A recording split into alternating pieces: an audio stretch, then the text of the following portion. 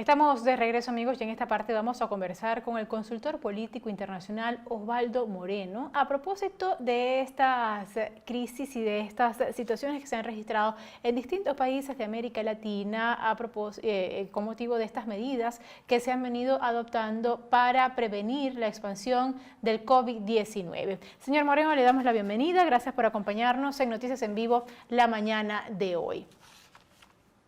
Buenos días, un gran saludo a la distancia, a la orden.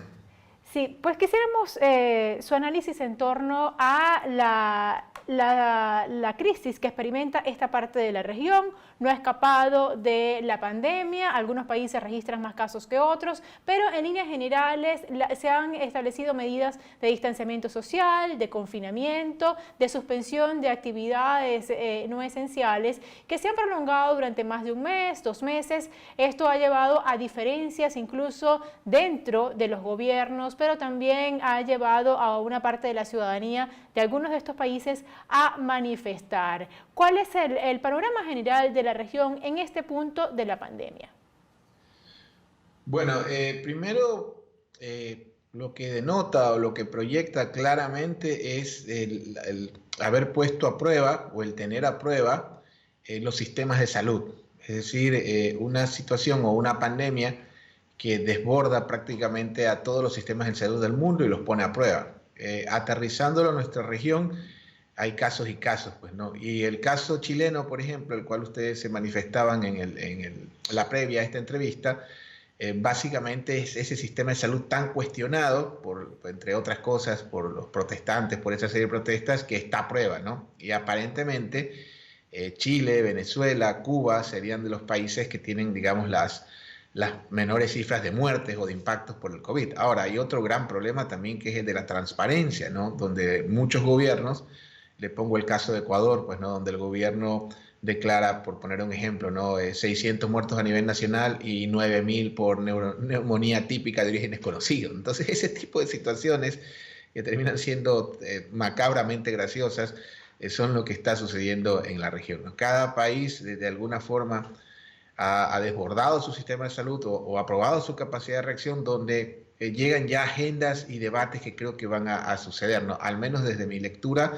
creo que el estado de bienestar en el área, por lo menos de salud, creo que ya no va a estar en discusión, ¿no es cierto? Ya hay aquí es un tema donde ya estas posturas del neoliberalismo o, digamos, del socialismo estatistas, creo que ya van a hacer un consenso en materia de salud. Yo creo que la salud ya no va a estar en discusión. Toda esta serie de políticas de recorte, digamos, muy de los 80, muy de Reagan, muy de la Thatcher, por lo menos en el Reino Unido, ya no están en discusión, ¿no? Entonces se viene un post-pandemia en ese sentido, en el cual obviamente va a haber muchos replanteos. Y no se puede dejar de hablar, si me permite, del monstruo regional, digamos, del gran vecino que es Estados Unidos, los Estados Unidos de Norteamérica, donde también existe o existirá una serie de replanteos, ¿no es cierto? Es decir, algo así como en Ecuador, Guayaquil es el epicentro, lamentablemente, donde yo les doy esta entrevista de la pandemia. Para ponerle un ejemplo, de acuerdo a nuestras estadísticas, Guayaquil es la ciudad, el lugar del mundo con la tasa más alta de mortalidad de COVID de personas jóvenes. En otras palabras, nosotros estaríamos más seguros en Guayaquil estando en Uganda o en Haití o en cualquier lugar del planeta en materia de salud. Y le ponía el caso a los Estados Unidos porque al menos en el ámbito geopolítico se le presenta una situación a los Estados Unidos de Norteamérica para efectos de poder retomar, digamos, un poco el control, pero no el control ni militar ni político, sino de influencia en la región. Estados Unidos tiene una oportunidad de oro para efectos de poder, digamos, distanciar la influencia de China y Rusia en la región. Y esto básicamente con un plan de reconstrucción económica, porque China está en una posición bastante delicada, digamos, no de manera dolosa, pero sí culposa, porque como le decía un colega suyo, China es más o menos como esa persona que te atropella, te recoge, te lleva al hospital, te trae los remedios, pero va a haber un momento en el que tienes que hablar con él, del lucro cesante, del daño al vehículo, de todo lo que has perdido. Entonces,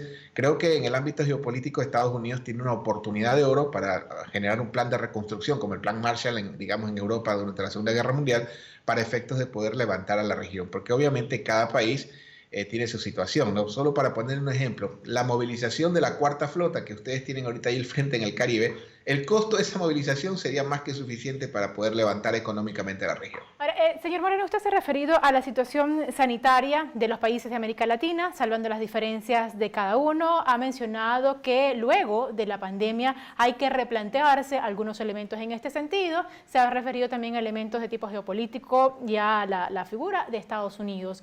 Pero también las medidas de confinamiento, de aislamiento social, de suspensión de actividades que se han establecido para frenar la expansión del COVID-19 en distintos países han originado dificultades dentro de los propios gobiernos. El caso de Brasil, por ejemplo, tenemos a un presidente Bolsonaro que ha estado, digamos, ganado a la idea de una mayor apertura económica en medio de la situación sanitaria, incluso ha hecho algunos señalamientos directos a los gobernadores. Ha habido controversias y ciertos roces al respecto. Algo similar ha pasado en otros países, pero en cuanto a esto y en este punto de la crisis, quisiéramos su comentario. ¿Cómo la crisis sanitaria está incidiendo en lo político? Bueno, al menos en el ámbito de la comunicación política, yo pienso que la salud va a tener un rol estelar en la discusión. Es decir, si siempre hablamos de economía, de seguridad, etcétera, etcétera, servicios básicos, creo que la salud va a tomar un rol estelar en la discusión. Por ejemplo, si dentro de las 4 o 5 prioridades ciudadanas fundamentales, la salud estaba cuarto, tercero, sexto, yo creo que va a pasar a primer lugar. Segundo, probablemente el perfil digamos, de mandatario ideal, bueno, ya hablamos en términos de investigación, probablemente el médico va a estar dentro de la lista, ¿no? Va a haber algunos replanteos. Y como le comentaba al principio de la entrevista, definitivamente ya va a haber imponderables e innegociables, que va a ser el tema de la salud. Le voy a poner otro ejemplo. En el caso ecuatoriano, digamos, bueno, no solo en el Ecuador, esta política o esta disciplina del neoliberalismo, del desmantelamiento del Estado, pues, ¿no? Vamos de un extremo al otro, ¿no? Del estatista catecista al otro, digamos, al privatizador rapaz. Y en este caso, este proceso de desmantelamiento del Estado en algunos países, voy a poner ejemplo concreto de mi país, en Ecuador, por ejemplo, el año pasado una serie de recortes, de despido masivo de médicos. Para ponerle otro ejemplo, en este momento en Guayaquil tenemos un brote de malaria y de dengue básicamente, donde se han multiplicado al 1000% los casos de dengue, y el año pasado fueron despedidos 400 funcionarios de la malaria. Entonces, hay una serie de políticas que yo no creo que fue inducido, no creo que fue premeditado o dolosamente, pero sí la aplicación de este tipo de medidas creo que van a entrar ya en el tapete, ¿no es cierto? Por eso le comentaba, yo creo que tanto el neoliberalismo radical y el socialismo radical van a llegar a un punto de confluencia que va a ser el tema de la salud. Me parece que muchos de los estados, al menos en nuestro país, la Constitución blindaba la inversión en salud, pero fueron de algunos de los cambios que hizo Moreno en su giro al neoliberalismo.